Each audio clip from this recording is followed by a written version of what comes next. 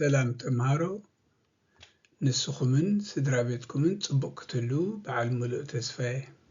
ባራብ ዝምዕራፍ 15 ቁርብ ብርትዕ ዝበሉ ፊደላት ክንመሃር ኢና ንሳቶም ከዓ ቆ ቁወ ኩወ ኹወ ጉወ እዮም እዚኦም ፊደላት እዚኣቶም ከምቶም ካልኦት ብሸውዓተ መስርዕ ዝቆሙ ኣይኮኑን እንታይ ደኣ ሓሙሽተ መስርዕ ጥራይ ዘለዎም 1 2 3 4 5 ከም ዝበልኩም ቆ ንምዝካር ቆልዓ ወሲድና ኣለና ቆ ቁይ ቋ ቁየ ቁ ቆ ቁይ ቋ ቁዌ ቁ ቆ ቁይ ቋ ቁዌ ቁ ቆ ቁይ ቋ ቁዌ ቁ ቁ ቁዌ ቁይ ቆ ቋ ስዒቡ ድመጽእ ቆ እዩ ቆ ቁይ ቋ ቁዌ ቁ ቆ ቁይ ቋ ቁዌ ቁ ቆ ቁይ ቋ ቁዌ ቁ ቆ ቁይ ቋ ቁዌ ቁ ቁይ ቁዌ ቁ ቆ ቋ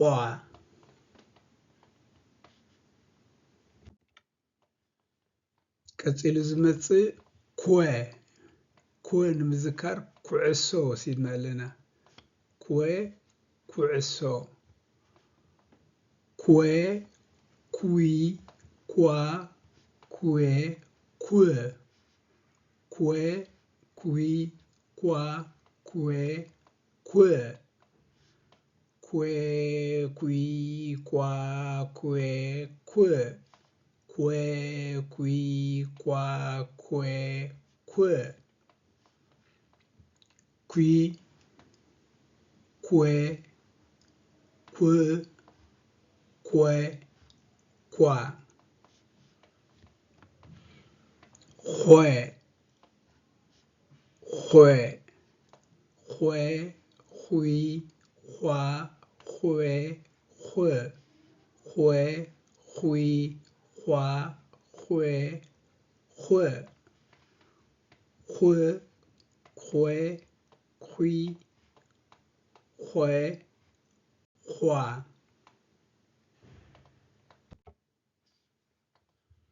ቀፂሉ ዝቕጽል ጎ ንምዝካር ጓል ወሲድና ኣለና ጎ ጓል ጎ ጉይ ጓ ጉዌ ጉ ጎ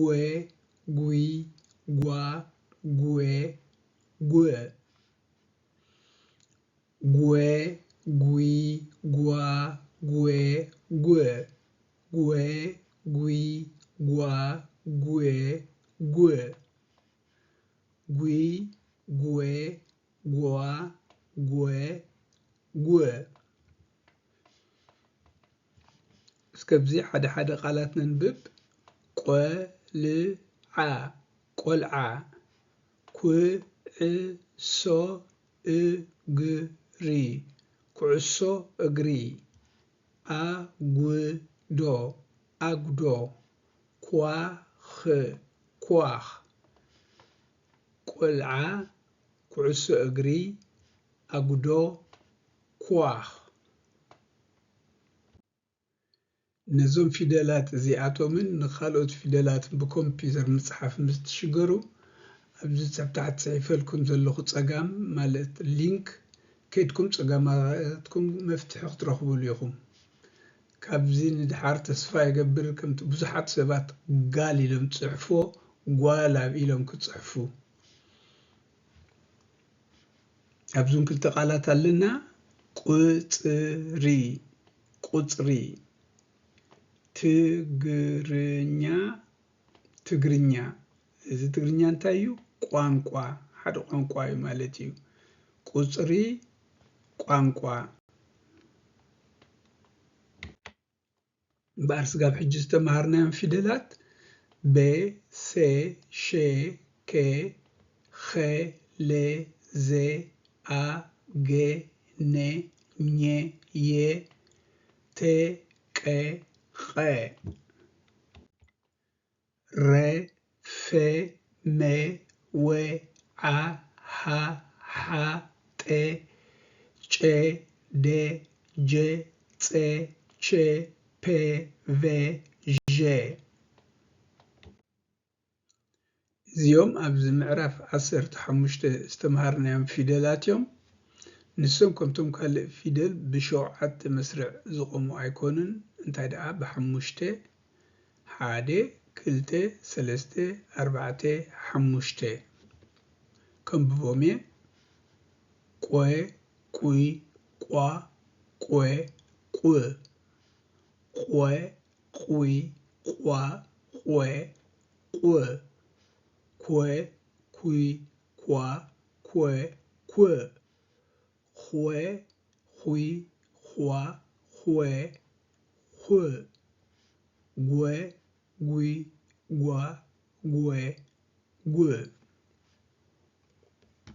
ቆ ቁይ ቋ ቆ ቁ ቆ ቁይ ቋ ቆ ቁ ኮ ኩይ ኳ ኮ ኩ ኾ ኹይ ኳ ኾ ኹ ጐ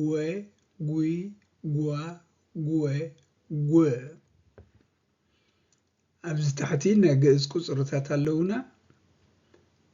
ሓደ ክልተ ሰለስተ ኣርባዕተ ሓሙሽተ ሽዱሽተ ሸውዓተ ሸሞንተ ትሽዓተ